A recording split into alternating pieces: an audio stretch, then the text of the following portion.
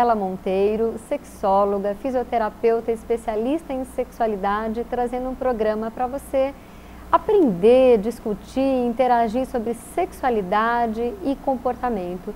E hoje nós temos uma convidada muito esperada, a doutora Elizabeth Oliveira. Ela é pedagoga, fez um mestrado na USP sobre gravidez na adolescência e a tese de doutorado dela é sobre assexualidade e esse é o nosso tema de hoje.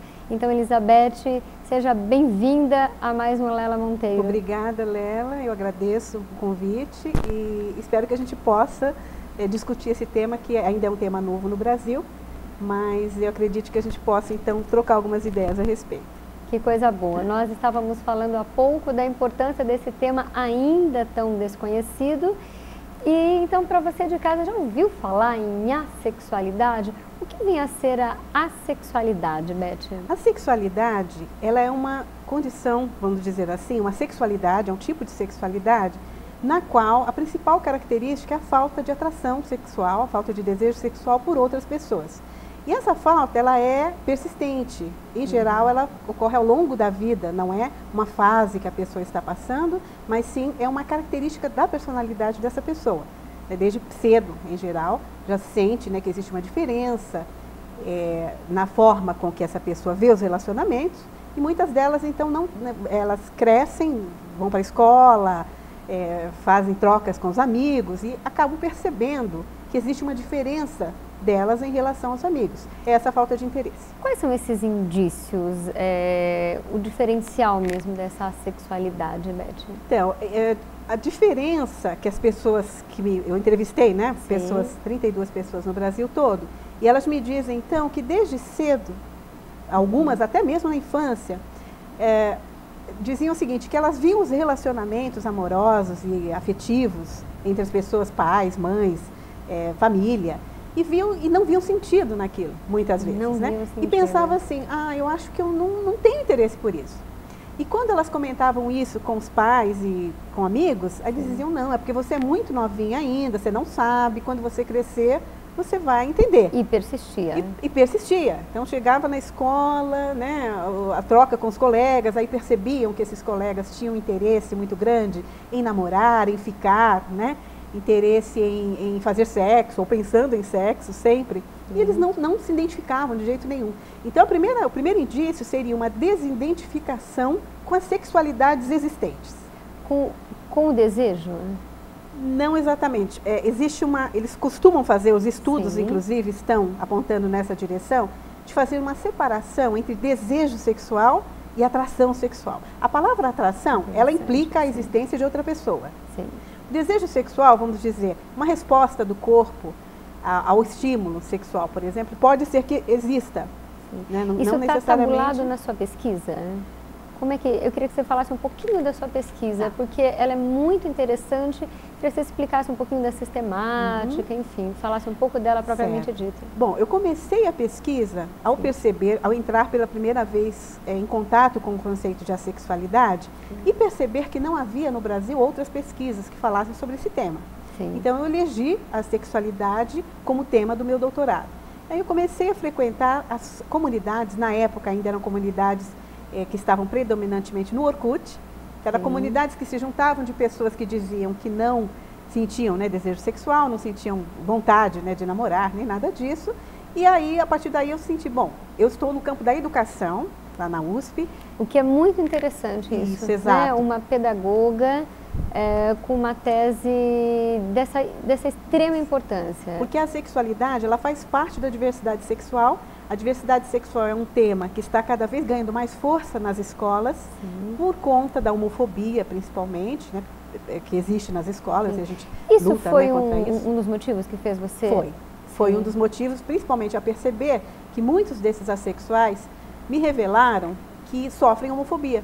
Apesar de não serem homossexuais, eles eram automaticamente taxados de homossexuais. Isso eu tenho lido, é muito comum. A pessoa, por ela não ter um companheiro ou uma companheira, já é aquela coisa de que é gay, né? Às vezes a pessoa é um assexuado mesmo. Exato. Existe esse pressuposto de que a pessoa é gay porque ela não tem interesse em relacionamentos, acaba sendo uma coisa que até a própria pessoa tem. Né? Muitos uma homofobia internalizada. Eles me disseram assim, olha, como eu não tinha interesse, né, os rapazes dizem, olha, não tinha interesse nenhum por meninas, comecei a pensar, será que eu sou gay? Eu acho que eu sou. E até chegavam a trilhar um caminho de tentar uma aproximação com o mesmo sexo, e mesmo assim não tinha nenhum tipo de identificação. Aí que eles percebiam, não sou nem uma coisa, nem outra. Então, e eu li da sua pesquisa que pode ter assexuados também transexuais, Exato, né? Exatamente, porque a sexualidade diz respeito ao interesse ou não pela atividade sexual. No caso dos assexuais, a inexistência desse interesse. Porém, isso não significa que os assexuais não tenham interesse amoroso. Então, muitos deles, a grande maioria, desejam um parceiro amoroso, deseja conhecer alguém. Deseja um vínculo, né? Um vínculo amoroso que não seja sexual. Essa é a preferência. Que não e tem seja. Um termo bem específico, né, Beth? Isso. Homoromânticos, heteroromânticos, né? Eu queria que você essa nomenclatura disso. É tão novo, né? É bem novo. E essa nomenclatura, ela surgiu basicamente nos Estados Unidos, onde as comunidades de assexuais já estão muito mais avançadas, eu vi que tem uma associação na Aven, em São Francisco, né? Isso, a Aven. Na verdade, ela é virtual. Né? Ela está em todo lugar, tem mais de 70 mil membros no mundo todo.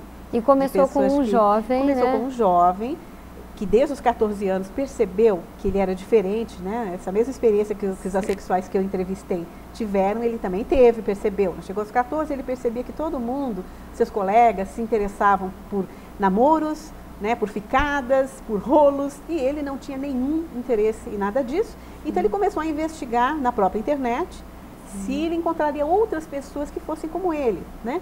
E a partir daí, dessa busca, ele encontrou diversas pessoas e resolveu fundar uma comunidade.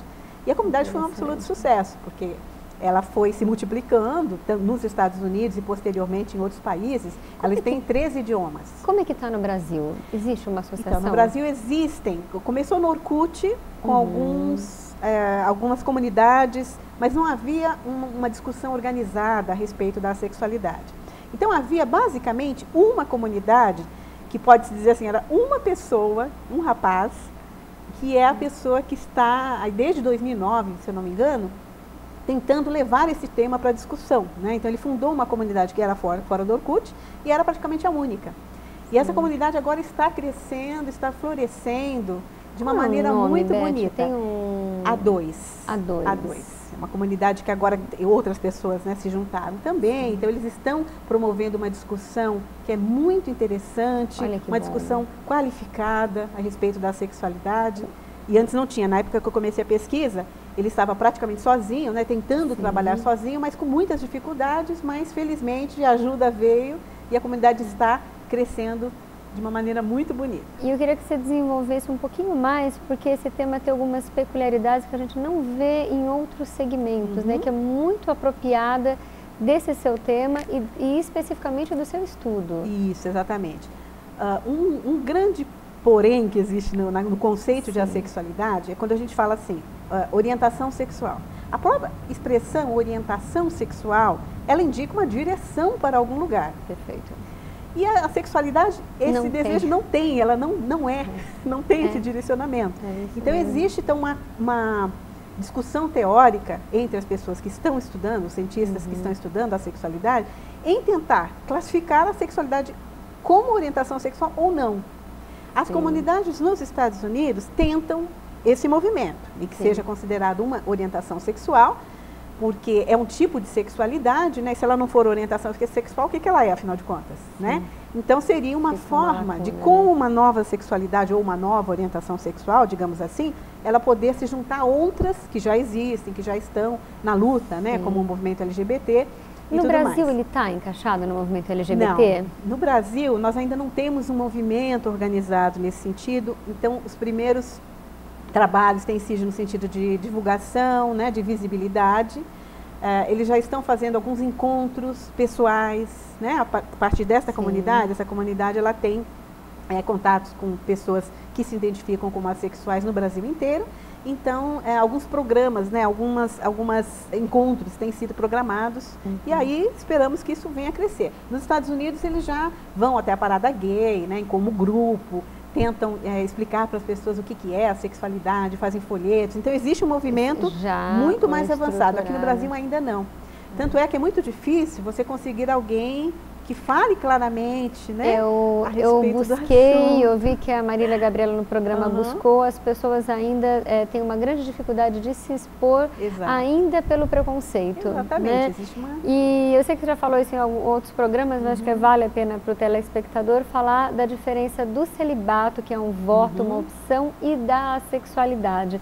Porque é muito confuso ainda isso na cabeça das pessoas, né? O que é o celibato e a sexualidade? O celibato é uma opção consciente da pessoa, seja homem ou mulher, para que ela resolve, né? Toma uma decisão de não ter relações sexuais, ou seja, de estar abstinente. Porque não é só o padre, né? Nós temos várias comunidades e vários motivos, né? De uma pessoa ser celibatária. Sim. Não necessariamente somente o voto religioso, ela pode ter convicções morais, ou ela pode pensar o seguinte: eu não quero pensar nisso agora, porque eu estou concentrado, eu quero estudar, quero me formar, deixa isso para depois. E não é necessariamente um trauma, é uma opção. É uma opção. Do celibato. O celibato é uma opção. E agora, a sexualidade, não. Não. E tanto é que, por exemplo, o assexual, ele pode ser celibatário, certo? Ele pode ser assexual e, ao mesmo tempo, ter tomado a decisão de não fazer sexo. Agora, pode ser que não. Pode ser que ele seja assexual, mas faça sexo, porque ele está num relacionamento afetivo com alguém que não é assexual. É interessante isso. Né? Então ele acaba... É bem interessante. Justamente, é um tema que é complicado. E se a gente pensar assim, nós temos poucas pistas sobre a incidência da sexualidade, mas uma das pequenas pistas que a gente tem é que por volta de 1%. Tá? É uma estimativa? É uma estimativa, assim, nós temos duas pistas, na verdade, para a estimativa. Primeiro, foi a pesquisa, o levantamento que o Dr. Alfred Kinsey fez nos Estados Unidos na década de 40 e 50, onde ele apurou que havia 1% de pessoas, e a pesquisa dele foi nível nacional, que dizia, olha, eu não tenho interesse por sexo. Só que o interesse dele na pesquisa era de quem? Dos 99% e não do 1%. Então ele classificou esse 1% como categoria X, mas não estudou, deixou lá e estudou os 99%. Então isso da década de 40 e 50. Mais posteriormente, na década de 90, houve um levantamento na Grã-Bretanha, que não era para isso também, tinha a ver com AIDS o levantamento, mas havia uma pergunta, uma opção que a pessoa poderia colocar: nunca senti desejo sexual, atração sexual por ninguém. E aí qual foi a surpresa, né, quando fizeram um levantamento e viram que havia um perfil de pessoa que dizia, olha, nunca senti, e era 1% também. 1% era 1% ainda? também. Olha então, posteriormente, já em 2004, um psicólogo canadense escreveu a respeito deste levantamento da Grã-Bretanha de 94 e fez mais ou menos o perfil dessas pessoas, né? Mas também com esse número de 1%. Então, é apenas uma estimativa, mas nós não sabemos, porque pessoas que poderiam se encaixar como assexuais, muitas vezes nunca nem ouviram falar sobre isso como uma possibilidade de sexualidade. E talvez um grande medo ainda de assumir essa possibilidade. Exatamente, porque você é totalmente diferente e é uma minoria da minoria.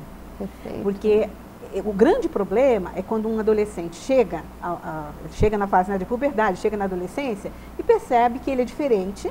Agora, quando ele percebe que é gay, por exemplo, existem referências em todo lugar, ele sabe o que é ser gay. E já o que significa. Está há bastante tempo sendo comentado, mais aceito. Está na cultura, está na mídia, está na novela, então ele sabe. Tem ele um referencial. Ela, né? Agora, da sexualidade não. Então, eles não sabem e não tem a quem perguntar. Se for perguntar para um professor na escola, ninguém sabe. E é desse gancho que eu quero pegar. Eu gostei muito que eu vi das suas publicações, um seminário que você estava falando sobre a importância da educação sexual na escola. Então, eu queria que você falasse desse tempo seu de estudo. O que você percebeu? Como é que está? Mudou alguma coisa? Porque você foi em tantos meios de comunicação. Você sentiu já alguma mudança? Como está a receptividade? Em relação à educação e sexualidade nas escolas? Isso. E então, aí, a educação e sexualidade e ao seu tema? Se tem algum espanto? Não, o meu tema, por enquanto, nas escolas, ele é praticamente desconhecido. Zero. Né? Basicamente, todo o material que existe sobre educação e sexualidade, ou para este fim, basicamente do governo federal, né, do MEC, que estão nas escolas, existem alguns programas, nenhum considera a sexualidade como possibilidade ainda. Na Fundação Casa você teve também? Estive. Lá, lá nós estávamos falando a respeito de diversidade sexual e relações de gênero. E teve passou por essa nuance da Sim, nós sexualidade? Passamos e acaba acontecendo o seguinte, muitas vezes eu vou falar sobre a diversidade sexual e relações de gênero, mas quando chega na sexualidade, as pessoas ficam tão encantadas com o tema que acaba desviando para a sexualidade, Sim. entendeu? E eu vou falar de diversas orientações, de diversas sexualidades, na verdade, mas aí eles, né? E para todo mundo é surpresa. Puxa, mas eu nunca ouvi falar disso, né? Sim. De onde que vem isso? Mas a pessoa é doente? Tem algum problema com essa pessoa? Não tem nem problema, muitas vezes, nem físico, nem psicológico, exatamente. Né? É uma orientação. É uma disposição, né? A pessoa, ela se construiu dessa maneira. Se construiu. Eu gosto de falar assim, isso, em se construir. A gente se constrói de determinadas maneiras que é um pouco inexplicável. O porquê, né? As preferências ou a maneira com que a pessoa se identifica é a forma que cada um se constrói, né? Não é só aquilo que ela biologicamente traz, mas as experiências que ela teve, é uma construção dela. Interna, né? Então, não tem explicação por que das diferenças entre preferências sexuais. Muito bom. Nessa sua pesquisa, algum dado que mais te chamou a atenção? Porque uma pergunta que eu faria já é se tem uma prevalência maior entre homens e mulheres e qual idade? Então, a minha pesquisa ela é qualitativa. Então, é uma pesquisa que busca estudar alguns casos, né? Ela não tem uma preocupação, e nem pode, né, nesse momento ainda, porque nós não temos dados ainda para fazer um levantamento quantitativo de saber se tem mais homens, se tem mais mulheres, né? Como ela é qualitativa, então o que eu tenho? Eu tenho um pouco mais de mulheres na minha amostra. Na amostra, mas não dá para dizer que é mais mulher que homem. Exatamente. Porque eu já vi numa matéria sobre a sexualidade, mas de fora, de origem francesa, dizendo que as mulheres têm uma prevalência maior, mas dentro desse estudo francês. Né? Então, aí a gente tem alguns problemas de gênero aí no meio do caminho, né? Porque para a mulher é mais fácil admitir. Sim. As mulheres que eu entrevistei, mais cultural inclusive, também. Elas me disseram assim, que nunca foram pressionadas, né, pela família, até determinada idade, claro, né? Depois de determinada idade começam as pressões, mas até então não havia nenhum tipo de pressão para que elas tivessem relacionamentos amorosos ou sexuais. Para o homem existe essa pressão. Então, para o homem é muito mais difícil admitir publicamente. E muitas vezes o homem, né, assume um relacionamento de fachada. Exato. Ou vive por um tempo infeliz, mas não é aquilo, né? Até funciona biologicamente, mas não é aquela opção. Exatamente, né? Que seria interno, quer dizer, a forma de construção, o modo como ela vê o mundo, né? E é diferente para. Eu queria falar, tem alguns termos que nós estávamos falando há pouco, alguns termos ainda de língua inglesa, né, que é específico dessa área. Como as comunidades norte-americanas e britânica, tem uma britânica grande também, estão então muito mais avançadas na discussão sobre a sexualidade, então o David J., que é esse jovem que iniciou a AVEN, que é a comunidade assexual norte-americana, então desde o começo, a ideia dele era criar um espaço onde a sexualidade fosse discutida, né? Até então ninguém falava sobre isso. A partir do momento que as pessoas começaram a chegar, os membros começaram a se afiliar, e que bom que eu não estou sozinho no mundo, que existe mais gente como eu, né? Então eles chegavam lá maravilhados em saber que eram uma categoria e que não eram simplesmente um desvio. E a partir daí, eles foram contando suas experiências e a partir das experiências eles perceberam que o vocabulário existente, tanto em inglês como em todas as línguas, não acomodava as experiências assexuais. Então, eles tiveram que criar um novo vocabulário, e esse vocabulário acabou se espalhando, né, pelo mundo, onde existe discussão sobre a sexualidade, chegou no Brasil também. Então, eles perceberam, por exemplo, que o que havia em comum entre os assexuais era uma falta de interesse pela atividade sexual. Isso em primeiro lugar. Não pela atração, não necessariamente pela atração amorosa. Então havia atração amorosa, mas não havia atração sexual. Atração sexual, perfeito. Só que aí, digamos que o indivíduo sinta atração amorosa pelo mesmo sexo. Então ele quer ir num cinema, ele quer ter um jantar romântico, quer talvez morar, viajar, mas não quer ter o ato sexual. Exatamente, não o ato sexual. Sim. Mas digamos que sejam então duas pessoas do mesmo sexo, então a gente não pode chamar de homossexual, porque a palavra homossexual, ela implica atividade sexual.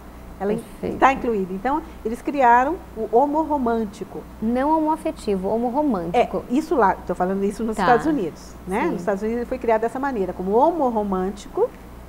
É a pessoa que sente atração romântica ou amorosa pelo mesmo sexo. O heteroromântico, o heteroromântico sente pelo outro sexo. Sim.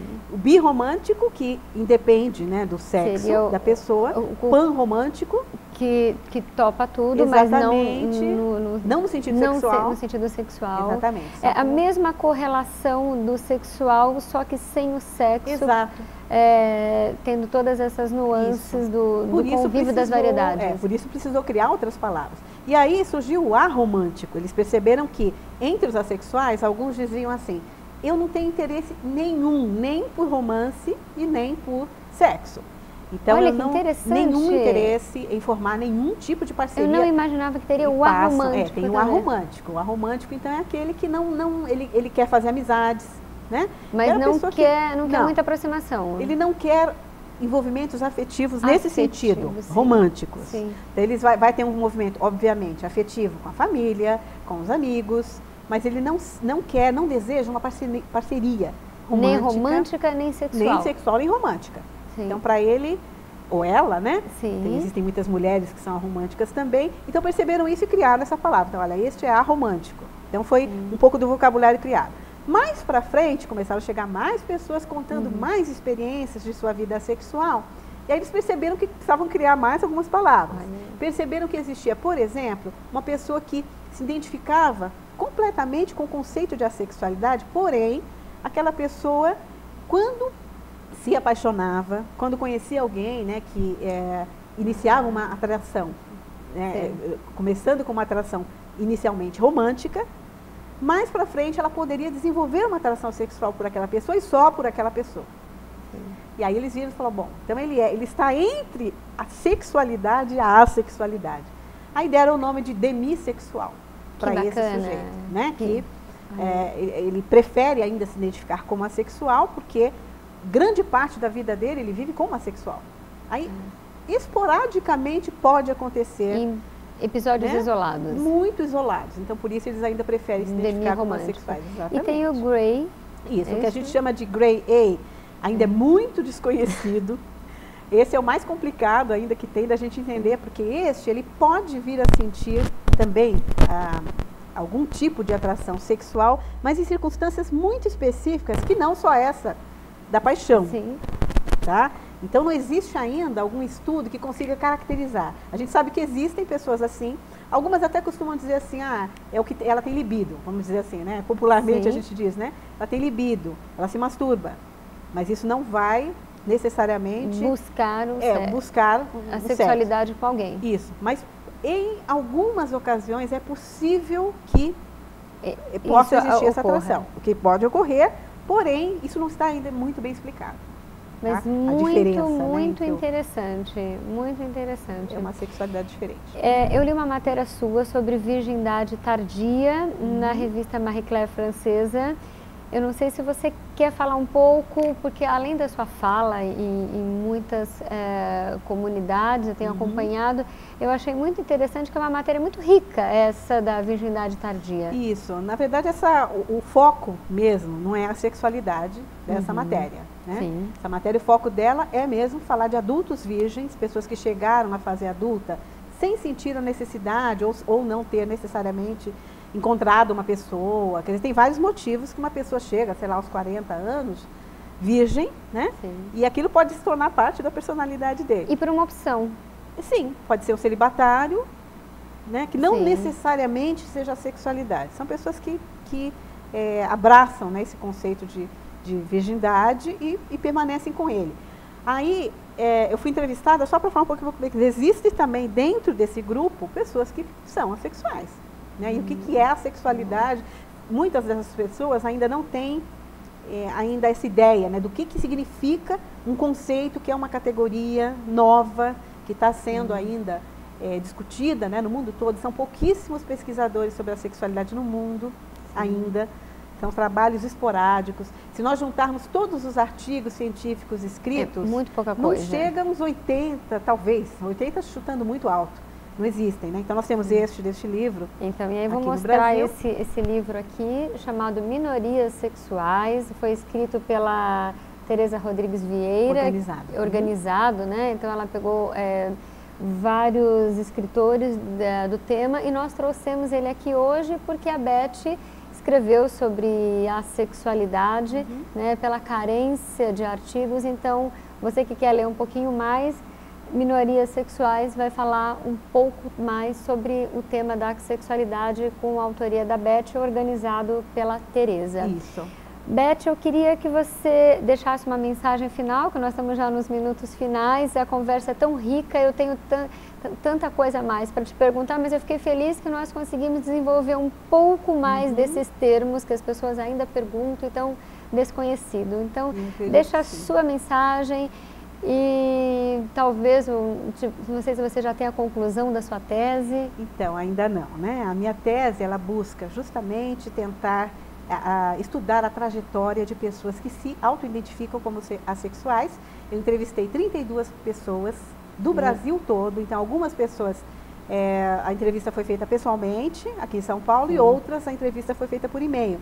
Mas então foi uma surpresa muito grande, eu consegui a colaboração de tanta gente que, né, apesar de todos os pesares, do preconceito, elas decidiram se expor, né, a esse ponto.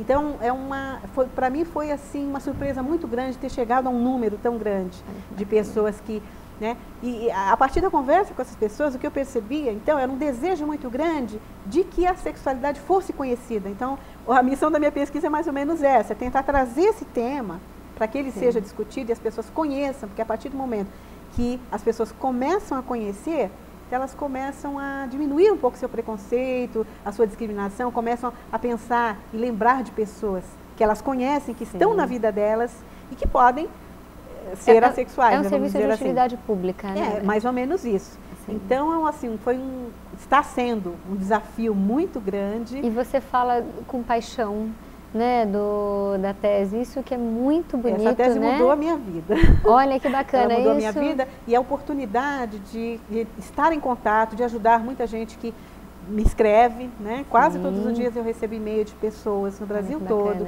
que de alguma maneira viram a matéria, ou viram alguma entrevista, alguma coisa assim, e querem maiores informações. Então sempre estou recebendo e conseguindo dar uma devolutiva, né, para essas pessoas. Então, agora eu tenho esses últimos meses onde eu estou escrevendo essa tese. Então, até o final do ano ela deve ser defendida lá na Universidade de São Paulo. E vamos esperar, então, que ela possa trazer uma contribuição.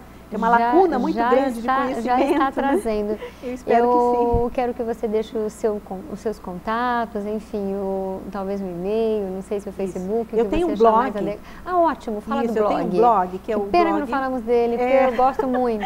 Na verdade, eu comecei esse blog porque percebi que não havia nada, né, nenhuma literatura aqui no Brasil a respeito. Então, como eu tinha que ler a literatura internacional sobre o tema, aí eu já fazia uma resenha, né, dos artigos e colocava no blog, né? E aí as pessoas começaram a ler e gostaram, puxa, que bom, tem gente estudando isso, né, no mundo. E foi por aí, inclusive, que eu consegui as pessoas que se tornaram depois minhas entrevistadas, né? E o blog se chama Asexualidades. Então, blog, se você colocar no Google blog Asexualidades, já vai achar. Já vai achar o blog, lá existem matérias a respeito, artigos, né, que eu trago, discuto, entre outros temas, e lá tem todos os meus contatos. Então, Asexualidades. Blogspot. Blogspot.com. Se colocar no Google blog Asexualidades, no plural, tá? Porque, aliás, eu falo que é sempre no plural, porque não existe uma, né? Excelente. São vários tipos, então, por isso que a gente chama de Asexualidades. E lá tem meu e-mail e tudo mais para contato. Ótimo. Então, muito obrigada, Beth, por você ter trazido um tema tão importante, com tanta paixão. Né? Isso que me fez ter esse programa, isso que me move, te entrevistar me emociona, porque quando eu quis fazer sexologia, eu fiz a fisioterapia especializada em sexualidade, quis fazer sexologia, foi para trazer para você de casa pessoas que mudassem a sua vida, que fizessem a diferença. E hoje estar entrevistando a Beth é um desses momentos ímpares da minha vida. Então, obrigada da sua presença, obrigada a você que nos assiste, que compartilha. Então, toda segunda-feira, 9h15, aqui pela Just, ou joga lá Lela Monteiro, vai ter sempre um programa pelo YouTube para que você seja plena, não só sexualmente, para que você seja plena como ser humano. Então, obrigada, um beijo, até a próxima segunda.